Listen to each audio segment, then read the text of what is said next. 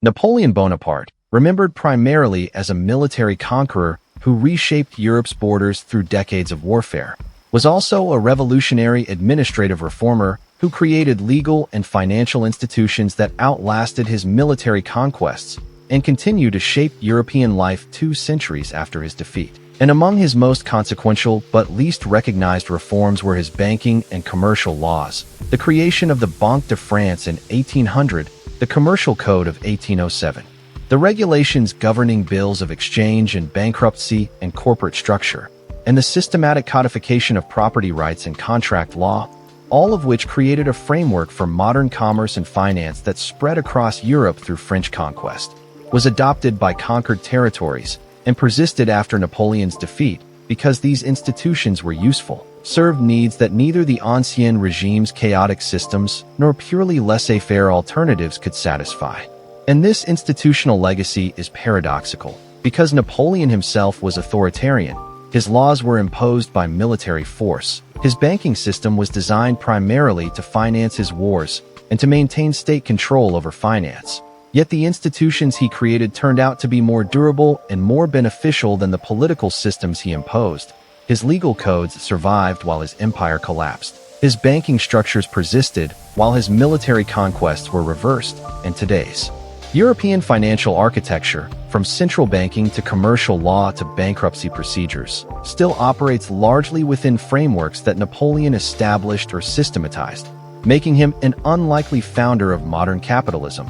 And understanding how this happened, how military conquest inadvertently spread institutional innovations that enabled commercial development, how authoritarian legal frameworks designed for control became foundations for economic freedom, and how Napoleon's financial pragmatism shaped structures that would facilitate European integration centuries later. This reveals fundamental truths about how institutions spread and persist, about the relationship between state power and economic development, and about how the infrastructure of capitalism was built not just by merchants and capitalists, but also by state builders who were trying to achieve entirely different goals, but who created frameworks that commerce would later exploit. Napoleon inherited a French financial system that was chaotic and unstable. The revolution had destroyed the ancien regime's fiscal apparatus, had abolished the hated tax farming system where private contractors collected taxes and kept a share, had repudiated royal debts, had issued assignats, paper currency backed by confiscated church lands, which had collapsed into hyperinflation by 1796, rendering savings worthless and destroying confidence in government finance, and the Directory that ruled France from 1795 to 1799 had been unable to establish fiscal order, couldn't collect taxes efficiently, couldn't borrow because nobody trusted government debt, couldn't pay the army or civil servants regularly, and this fiscal chaos threatened the revolution's survival. Armies that weren't paid mutinied, administrators who weren't paid were corrupt, and the economy suffered from monetary instability and lack of credit. So when Napoleon seized power in 1799's coup d'état, establishing himself as first consul, one of his first priorities was creating fiscal stability, establishing institutions that could collect taxes, manage debt, provide stable currency, and finance the state. And his solution was the Banque de France, created in 1800 as a private institution, but with special privileges and government oversight, modeled partly on the Bank of England, but with more state control. And this was radical, creating a central bank to manage currency and credit, to serve as banker to the government, and to coordinate the financial system. And the Banque de France succeeded where revolutionary institutions had failed, stabilized the currency, restored confidence in government debt, and provided the financial foundation for Napoleon's military campaigns and administrative reforms. The Banque de France's structure revealed Napoleon's approach to institutions. It was technically private, owned by shareholders who expected profits, but it operated under government charter, had monopoly on note issue in Paris, was governed partly by state appointees, and was expected to serve state interests, financing government operations, managing public debt, regulating other banks. And this public-private hybrid became the template for European central banking, combining private capital and management with public oversight and public purposes. And it worked because it aligned private incentives with state needs. Shareholders profited from the monopoly privileges while the state gained a reliable source of credit and a mechanism for monetary control.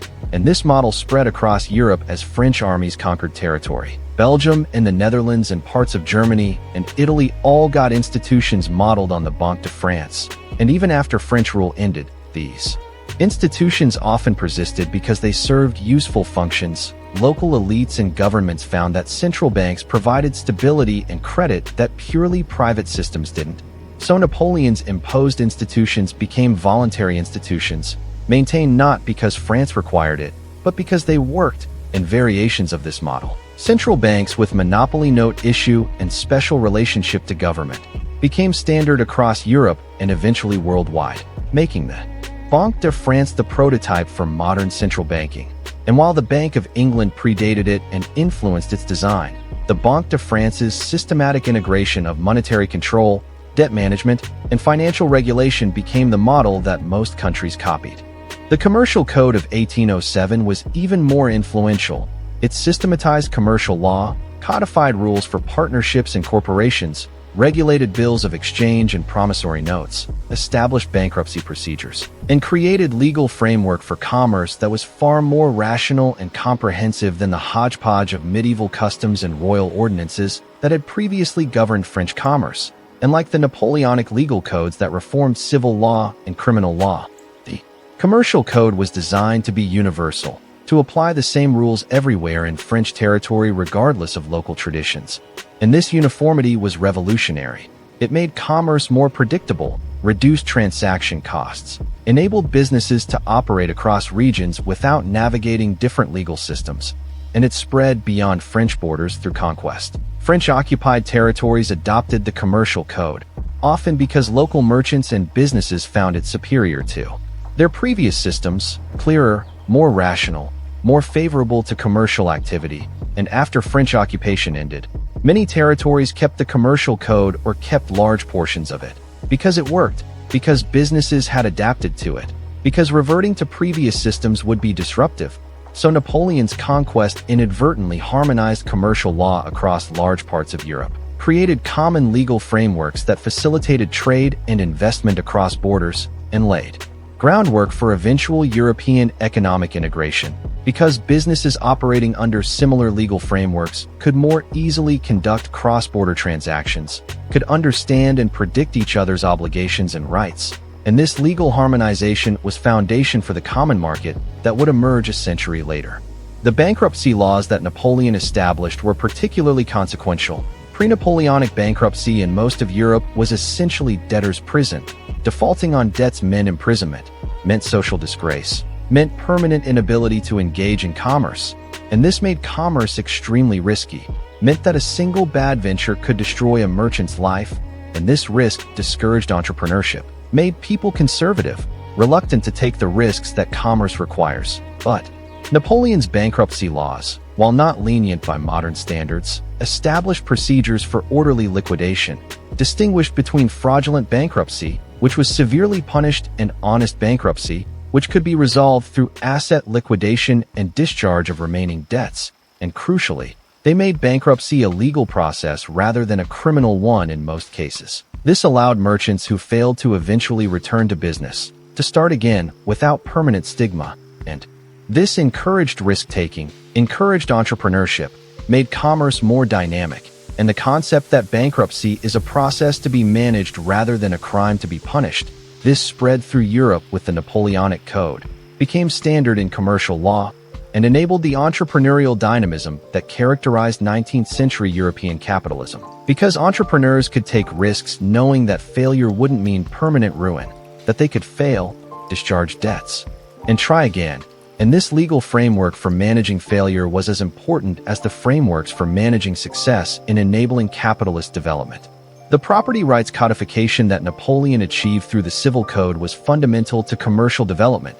The code established clear rules about ownership, about transfer of property, about inheritance, about contracts, and this clarity was essential for capitalism. You can't have markets without clear property rights, without confidence that what you buy is actually yours, that contracts will be enforced, that the state won't arbitrarily seize your property, and pre-Napoleonic. France had confused property rights, remnants of feudalism, local variations in customs, ecclesiastical claims, privileges, and exemptions, making ownership uncertain and transactions complex. But the Napoleonic Code swept away this complexity, established uniform clear rules, abolished feudal remnants, made property transferable and inheritable according to rational principles. And this enabled markets to function, enabled land and capital to be bought and sold, enabled credit because lenders could take property as collateral knowing that their claims would be enforced. And again, this spread through conquest. Conquered territories adopted or were forced to adopt the Napoleonic Code, and many kept it after French rule ended, because clear property rights benefited economic development, benefited both elites who owned property and ordinary people who could now buy and sell and inherit according to predictable rules. So Napoleon's legal rationalization, designed primarily to consolidate state power and to eliminate feudal privileges that challenged state authority, inadvertently created the legal infrastructure for capitalist development.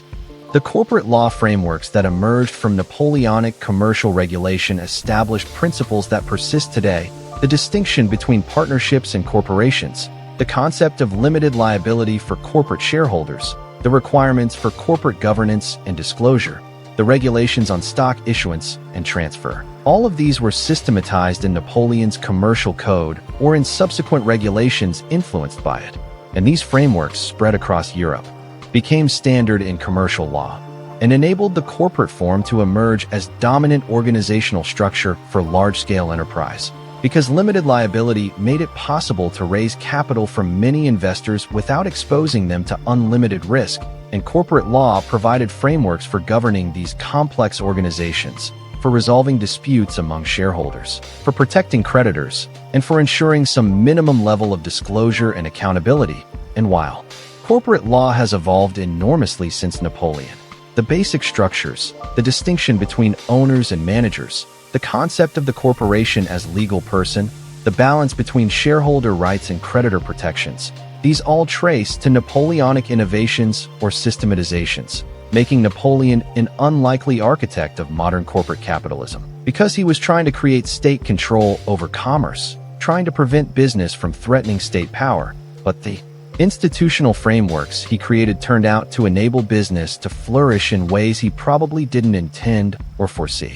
The gold standard that emerged in the 19th century was partly enabled by Napoleon's monetary reforms. The Banque de France under Napoleon established stable metallic backing for currency, maintained convertibility between notes and specie, and this created confidence in paper currency, demonstrated that properly managed central banks could maintain monetary stability. And after the chaos of the assignats and the revolutionary currency experiments, this stability was revolutionary. It proved that paper money could work if properly managed, if backed by metal reserves, if issued by credible institutions, and this model influenced the development of the international gold standard, where currencies were backed by gold and convertible into gold at fixed rates.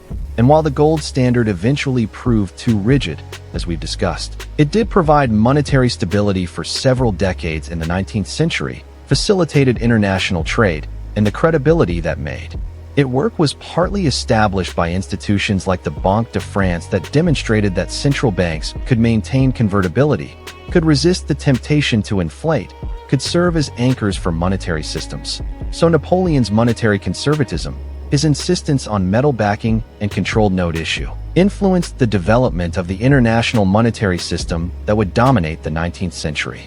The spread of Napoleonic institutions across Europe occurred through multiple mechanisms: direct imposition during French occupation, voluntary adoption by countries that saw benefits, influence through professional networks of lawyers and administrators who studied French systems and adapted them elsewhere, and competitive pressure where countries adopted French-style institutions to keep pace with neighbors who had. And this spread created convergence, made European commercial and financial systems more similar, reduced the fragmentation that had characterized pre-Napoleonic Europe, and this convergence facilitated economic integration, made cross-border trade and investment easier, created conditions for the eventual emergence of European Union, because countries operating under similar legal and financial frameworks could more easily coordinate, could more easily create common markets and monetary unions. So Napoleon's institutional legacy was the hidden foundation for European integration, provided the common frameworks that made integration possible. And it's ironic that an emperor who conquered Europe to unite it under French hegemony, who failed militarily and politically to create lasting empire, succeeded inadvertently in creating institutional foundations for eventual voluntary European integration, achieved through law and finance what he couldn't achieve through war. The resistance to Napoleon's institutions was limited because they served interests of important groups. Merchants and businesses benefited from clearer laws and better financial infrastructure. Governments benefited from more effective tax collection and debt management. Lawyers and administrators benefited from systematic codes that enhanced their professional status. So even in countries that hated French occupation, that fought to expel French armies, the institutions often persisted, because enough influential people wanted them to persist. And this reveals something important about how institutions spread and endure. They survive when they serve the interests of powerful groups, when they solve problems that people actually face, when the benefits of maintaining them exceed the costs of transition to alternatives. And Napoleon's financial and commercial institutions met these criteria. They solved real problems: unclear property rights, chaotic bankruptcy, monetary instability, fragmented commercial law, and the solutions they provided were valuable enough that people kept them even when they could have rejected them. And this suggests that institutional innovations, regardless of how they're initially imposed, can become self-sustaining if they're useful, if they align with interests and needs, and that the method of imposition matters less than the quality of the institution in determining its long-term persistence. The modern European Central Bank and the Eurozone's institutional architecture have Napoleonic DNA. The ECB is modeled on the Bundesbank, which was itself influenced by the Banque de France. The emphasis on price stability, the independence from direct political control, the monopoly on currency issue, the role in managing government debt. These all echo Napoleonic central banking. And the euro itself, a single currency for multiple political entities, is arguably what Napoleon tried to create. Through conquest, monetary unification of Europe. And while the euro was created voluntarily and democratically, while Napoleon's system was imposed by force, the underlying logic is similar, that monetary unification facilitates commerce, reduces transaction costs, creates economic benefits that can overcome political fragmentation. And the euro's success and struggles both reflect this Napoleonic legacy. Success in creating monetary stability and facilitating trade, struggles with the tension between unified monetary policy and fragmented fiscal policy, between central control and national sovereignty, tensions that Napoleon resolved through authoritarianism, but that democratic Europe must resolve through negotiation and compromise. And whether the euro succeeds long-term will partly depend on whether it can balance these tensions better than Napoleon did, can maintain benefits of monetary unification without the political costs of centralized control. The limitations of Napoleon's institutional legacy are that many of his reforms, while advanced for their time, are now outdated. The commercial code has been updated repeatedly, incorporates new forms of business organization, new technologies, new understanding of market regulation. The Banque de France has been subsumed into the European Central Bank system, operates under very different frameworks than Napoleon created. Bankruptcy law has evolved to be more debtor-friendly, to facilitate restructuring rather than just liquidation, to recognize that preserving going concerns is often better than liquidating them. So while the basic structures persist, the specific content has changed enormously, and this is appropriate. Institutions must evolve to remain relevant, must adapt to changing economic and social conditions. And the real legacy isn't the specific laws Napoleon wrote, but the approach to institution building. The idea that rational, systematic legal codes serve commerce better than customary law, that central banking can provide monetary stability, that bankruptcy should be orderly process rather than debtor's prison, that property rights need codification, that commercial law benefits from uniformity. These insights remain valid even as specific implementations change, making Napoleon's legacy methodological as much as substantive, a demonstration of how state building and legal rationalization can create foundations for economic development, even when that's not the primary goal. The counterfactual where Napoleon never existed or where his reforms were reversed after his defeat suggests that European economic development would have been slower and more fragmented.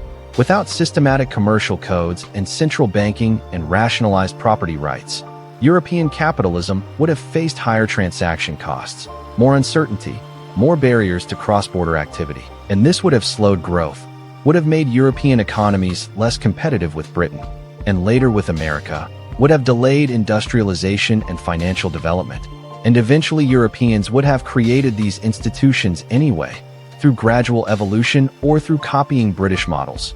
But Napoleon's forced rapid systematization accelerated the process, spread institutions quickly across the continent, and created convergence that took centuries to achieve naturally. So Napoleon's institutional legacy was partly about acceleration, about compressing institutional development that would have happened eventually into a few decades of forced reform. And while this forced imposition had costs, created resistance and resentment, the long-term benefits of having systematic commercial and financial frameworks decades earlier than organic development would have provided. These benefits arguably exceeded the costs, made European capitalism more dynamic and European integration more feasible than would otherwise have been possible. The irony is that Napoleon, fundamentally a military autocrat who used financial institutions primarily to fund wars and control society, created frameworks that enabled liberal capitalism and democratic governance. The institutions he built to consolidate state power became foundations for limiting state power. The commercial laws designed to control business became frameworks protecting business from arbitrary state action. The central bank created to finance military campaigns became institution protecting monetary stability from political manipulation, and the property rights codified to strengthen state authority became guarantees against state expropriation.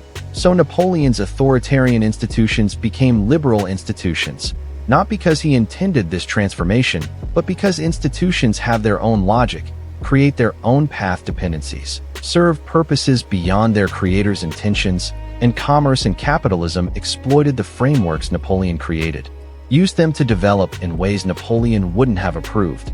And this is perhaps the ultimate irony, that the emperor who tried to control everything inadvertently created systems that escaped his control, that persisted beyond his empire, that served purposes he didn't intend, and that ultimately proved more important than his military conquests, making Napoleon's banking laws, not his battles, his most enduring legacy, the foundation of modern European finance and commerce, created by a dictator for dictatorial purposes, but transformed through time and use into infrastructure for democratic capitalism, still shaping Europe 2 centuries after Napoleon's death, still governing how Europeans conduct commerce and manage money and organize businesses, a testament to how institutions outlive their creators, how forced reforms can become voluntary practices, how conquest's unintended consequences can be more important than its intended ones, and how the infrastructure of capitalism was built not just by merchants and bankers acting freely, but also by emperors and conquerors imposing systems for their own purposes, systems that would later be adapted and transformed and used in ways their creators never imagined, making institutional history a story of unintended consequences, of adaptations and transformations, of structures designed for one purpose being used for another, and of how Napoleon Bonaparte, military genius and political autocrat, became unlikely architect of modern European financial institutions through reforms designed to fund his wars, but which outlasted his empire to shape the peaceful commercial integration of the continent he failed to unite through conquest.